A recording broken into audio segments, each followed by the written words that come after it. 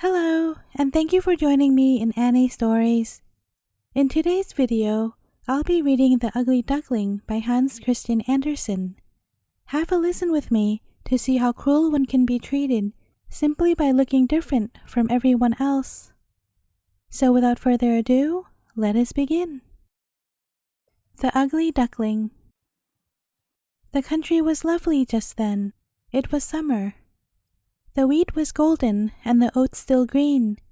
The hay was stacked in the rich low-lying meadows where the stork was marching about on his long red legs, chattering Egyptian, the language his mother had taught him. Round about field and meadow lay great woods, in the midst of which were deep lakes. Yes, the country certainly was delicious. In the sunniest spot stood an old mansion, surrounded by a deep moat, and great dock leaves grew from the walls of the house right down to the water's edge. Some of them were so tall that a small child could stand upright under them. In amongst the leaves, it was as secluded as in the depths of a forest, and there a duck was sitting on her nest. Her little ducklings were just about to be hatched, but she was nearly tired of sitting, for it had lasted such a long time. Moreover, she had very few visitors, as the other ducks liked swimming about in the moat better than waddling up to sit under the dock leaves and gossip with her. At last one egg after another began to crack. "Cheep, cheep," they said. All the chicks had come to life and were poking their heads out. "Quack, quack," said the duck, and then they all quacked their hardest and looked about them on all sides among the green leaves. Their mother allowed them to look as much as they liked, for green is good for the eyes. "How big the world is, to be sure," said all the young ones, for they certainly had ever so much more room to move about than when they were inside the eggshell. "Do you imagine this is the whole world?" said the mother. "It stretches a long way on the other side of the garden, right into the parson's field, but I have never been as far as that. I suppose you are all here now." And she got up. "No, I declare I have not got you all yet. The biggest egg is still there. How long is it going to last?" And then she settled herself on the nest again. "Well, how are you getting on?" said an old duck who had come to pay her a visit. "This one egg is taking such a long time," answered the sitting duck. "The shell will not crack, but now you must look at the others. They are the finest ducklings I have ever seen. They are all exactly like their father, the rascal. He never comes to see me." "Let me look at the egg which won't crack," said the old duck. "You may be sure that is a turkey's egg. I have been cheated like that once, and I had no end of trouble and worry with the creatures, for I may tell you that they are afraid of the water. I could not get them into it. I quacked and snapped at them, but it was no good. Let me see the egg. Yes, it is a turkey's egg. You just leave it alone and teach the other children to swim. I will sit on it a little longer. I have sat so long already that I may as well go on till the midsummer fair comes round." "Please yourself," said the old duck, and she went away. At last the big egg cracked. "Cheep, cheep," said the young one, and tumbled out. How big and ugly he was! The duck looked at him. "That is a monstrous big duckling," she said. "None of the others look like that. Can he be a turkey chick?" "Well, we shall soon find that out. Into the water he shall go, if I have to kick him in myself." Next day was gloriously fine, and the sun shone on all the green dock leaves. The mother duck, with her whole family, went down to the moat. Splash! Into the water she sprang. "Quack, quack," she said, and one duckling plumped in after the other. The water splashed over their heads, but they came up again and floated beautifully. Their legs went of themselves, and they were all there. Even the big ugly gray one swam about with them. "No, that is no turkey," she said. "See how beautifully he uses his legs, and how erect he holds himself. He is my own chick. After all, he is not so bad when you come to look at him properly. Quack, quack! Now come with me, and I will take you into the world and introduce you to the duckyard. But keep close to me all the time, so that no one may tread upon you, and beware of the cat." Then they went into the duckyard. There was a fearful uproar going on, for two broods were fighting for the head of an eel, and in the end the cat captured it. "That's how things go in this world," said the mother duck, and she licked her bill, for she wanted the eel's head herself. "Use your legs," said she. "Mind you, quack properly, and bend your necks to the old duck over there. She is the grandest of them all. She has Spanish blood in her veins, and that accounts for her size. And, do you see? She has a red rag round her leg. That is a wonderfully fine thing, and the most extraordinary mark of distinction any duck can have. It shows clearly that she is not to be parted with, and that she is worthy of recognition both by beast and men. Quack now. Don't turn your toes in. A well-brought-up duckling keeps his legs wide apart, just like father and mother. That's it. Now bend your necks and say quack." They did as they were bid, but the other ducks round about looked at them and said quite loud, "Just look there. Now we are to have that tribe, just as if there were not enough of us already. And, oh dear, how ugly that duckling is. We won't stand him." And a duck flew at him at once and bit him in the neck. "Let him be," said the mother. "He is doing no harm." "Very likely not, but he is so ungainly and queer," said the biter. "He must be whacked." "They are handsome children mother has," said the old duck with the rag round her leg. "All good-looking except this one, and he is not a good specimen. It's a pity you can't make him over again." "That can't be done, your grace," said the mother duck. "He is not handsome, but he is a thorough good creature, and he swims as beautifully as any of the others. Nay, I think I might venture even to add that I think he will improve as he goes on, or perhaps in time he may grow smaller. He was too long in the egg, and so he has not come out with a very good figure." And then she patted his neck and stroked him down.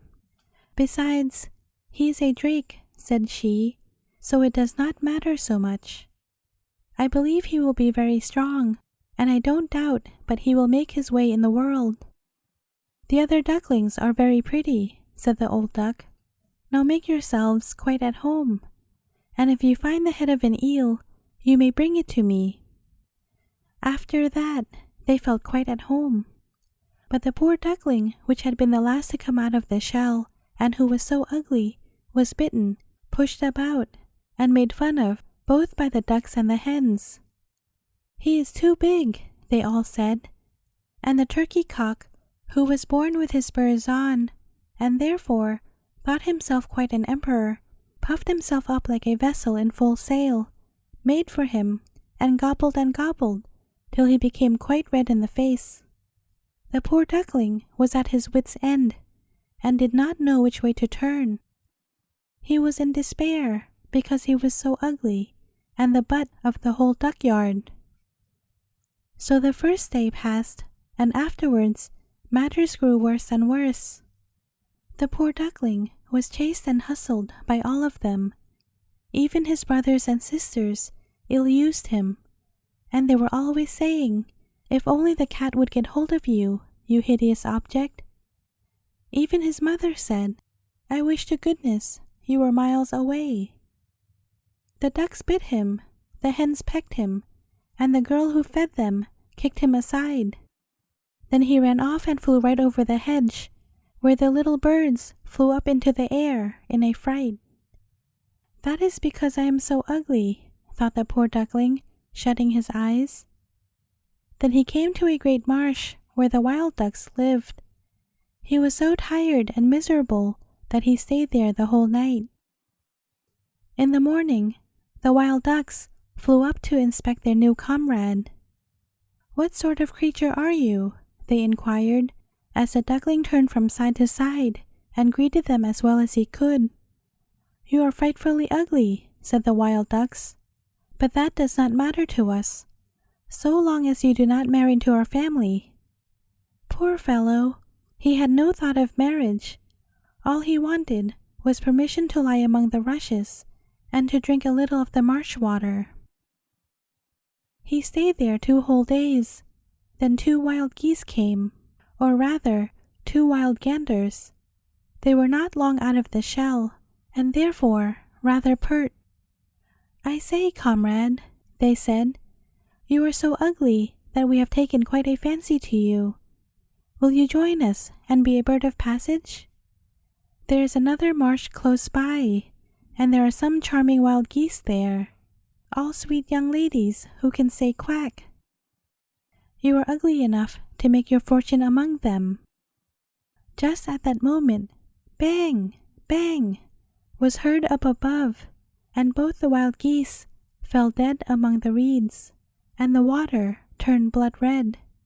Bang, bang, went the guns, and whole flocks of wild geese flew up from the rushes, and the shot peppered among them again. There was a grand shooting party, and the sportsmen lay hidden round the marsh. Some even sat on the branches of the trees which overhung the water. The blue smoke rose like clouds among the dark trees and swept over the pool. The water dogs wandered about in the swamp. Splash, splash. The rushes and reeds bent beneath their tread on all sides. It was terribly alarming to the poor duckling.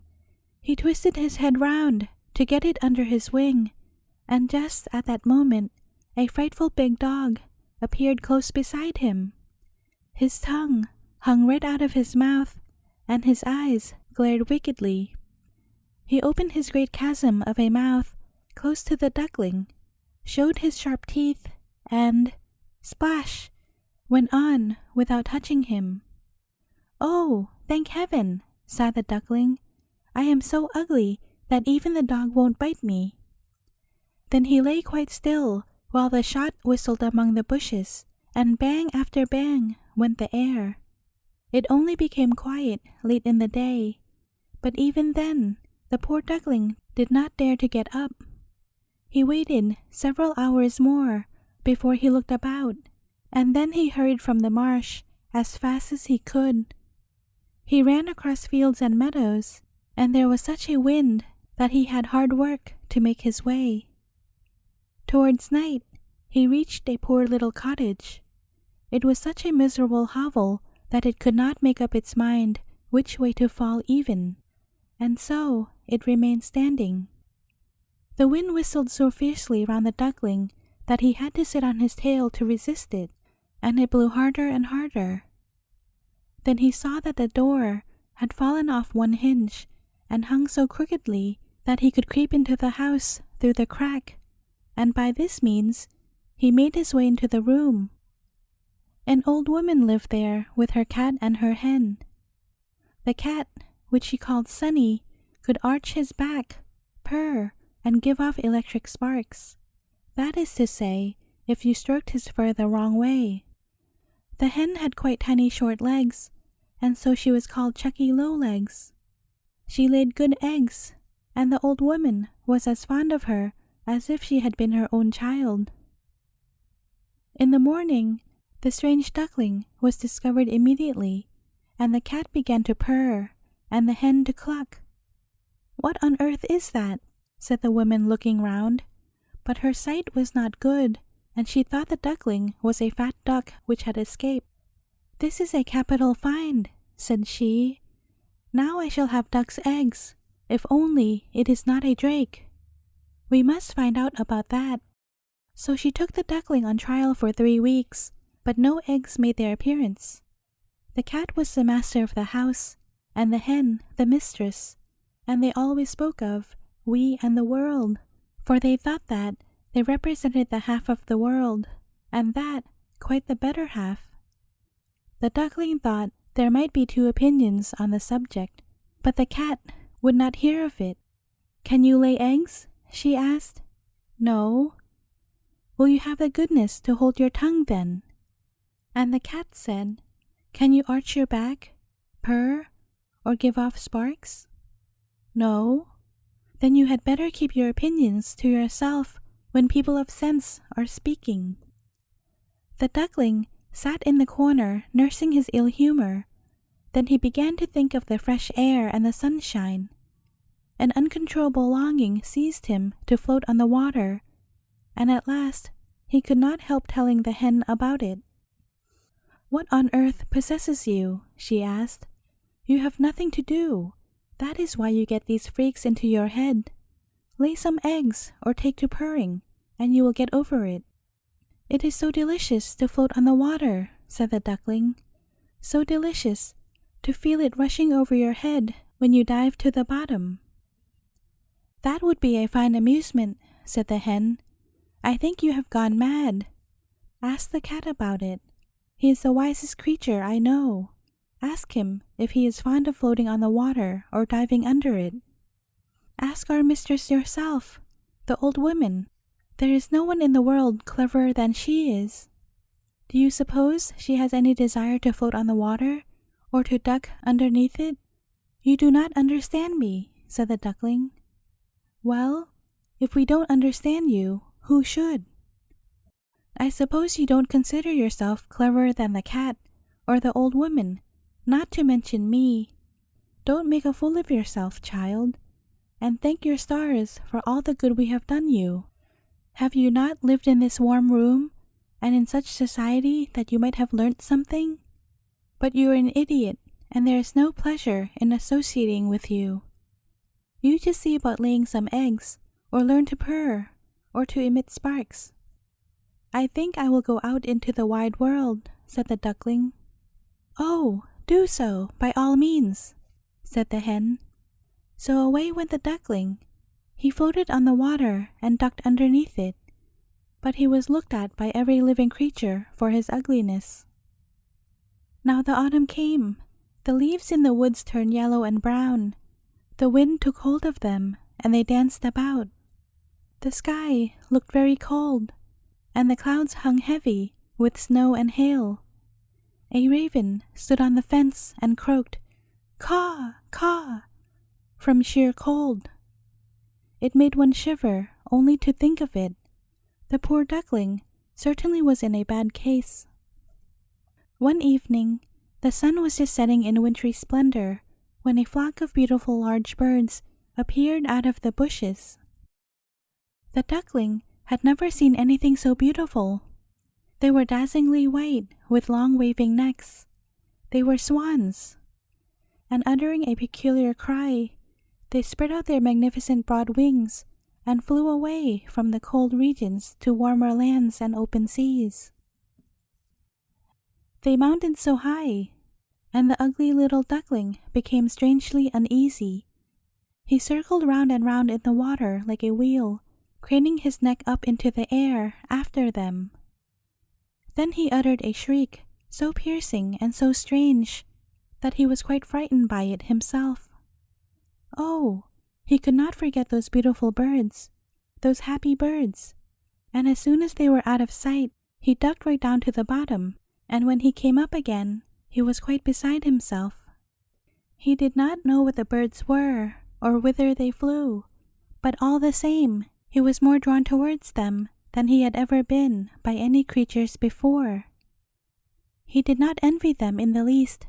How could it occur to him even to wish to be such a marvel of beauty? He would have been thankful if only the ducks would have tolerated him among them, the poor ugly creature.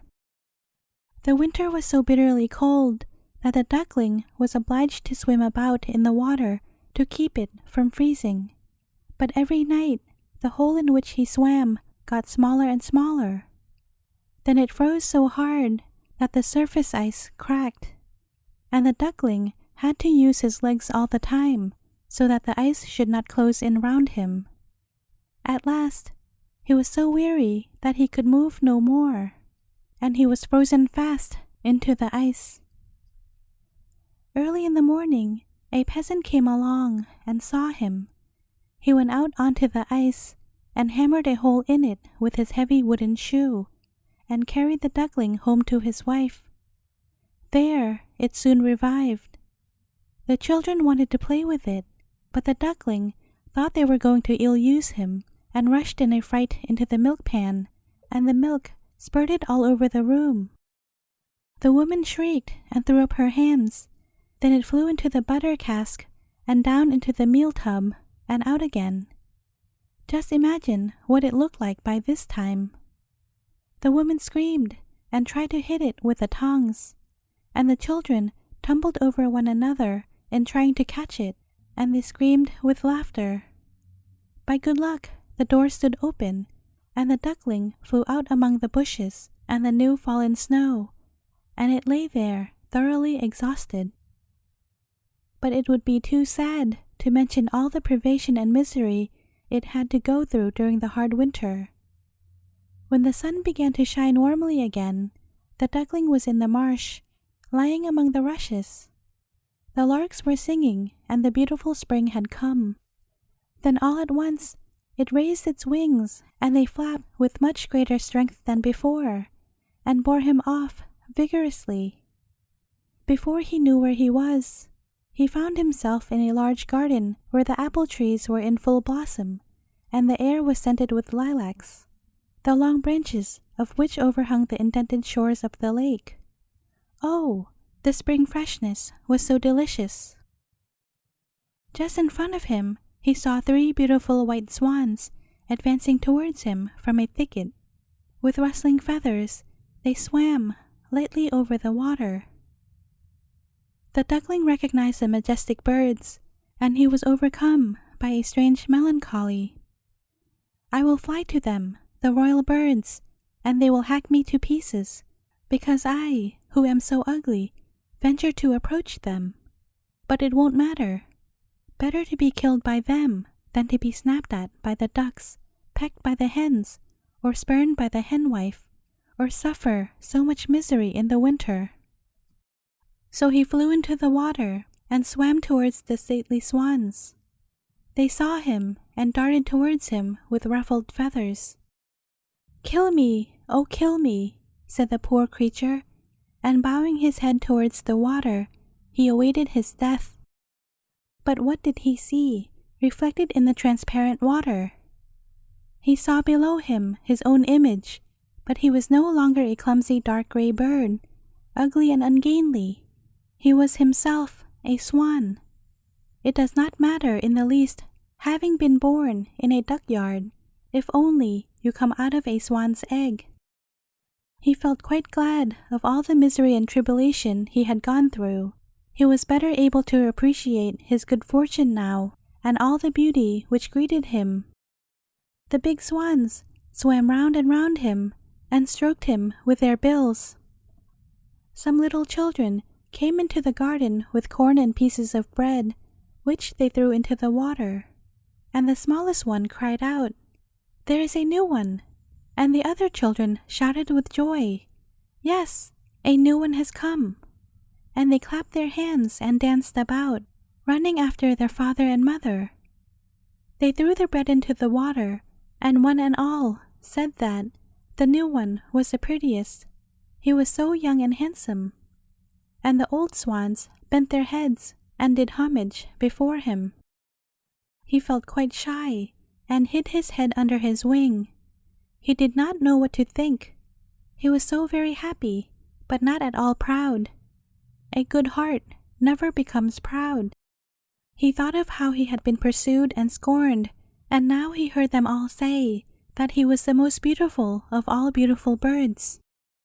The lilacs bent their boughs right down into the water before him, and the bright sun was warm and cheering, and he rustled his feathers and raised his slender neck aloft, saying with exultation in his heart, "I never dreamt of so much happiness when I was the ugly duckling." The end. Thank you for listening. If you like this tale, please give it a thumbs up and share it with your friends and family.